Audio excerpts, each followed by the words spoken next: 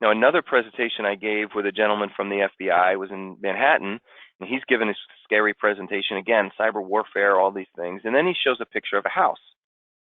Does anybody recognize this house? There's about 200 people in this room. Everybody kind of looks around at each other for a few seconds. The guy in the back of the room says, "That's my house." He goes, "You have a beautiful house, sir, and you just got a promotion at work a few weeks ago. That's fantastic." Starts rattling all these facts off again about this gentleman. So now he's got their attention. He says, "I bet you think I used all the tools at my disposal to gather this information about this gentleman, right?" Nope. What I did was I went to the organizer of the event. I got a list of everyone, and I knew everybody's name and their company. That's all I had. What I did was I looked you up on LinkedIn. I picked one of you at random, and I said, okay, I'm going to find them on LinkedIn. Now I know what your face looks like. So from there, I can go and I could find you on Facebook, maybe Twitter, maybe Instagram. And within 10 minutes, all the information that you readily give to me on the web through all these social media sites, I have a pretty good sense of who you are.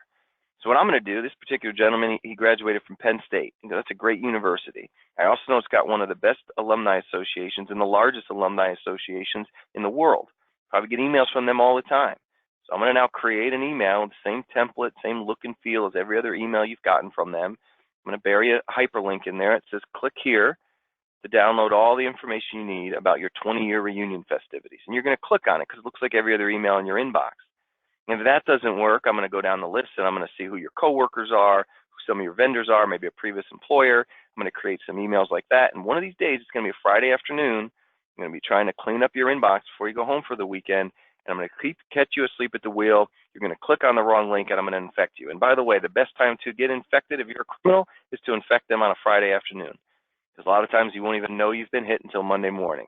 And that's what we're up against here, right? When you hear the term socially engineered spear phishing attacks, this is what they mean. Gather some information about you. That email is going to look like every other email in your inbox, not the ones that come out from the Nigerian prince asking you for some money or your long-lost uncle. None of that stuff. Nobody's falling for that for the most part. This is what they're doing.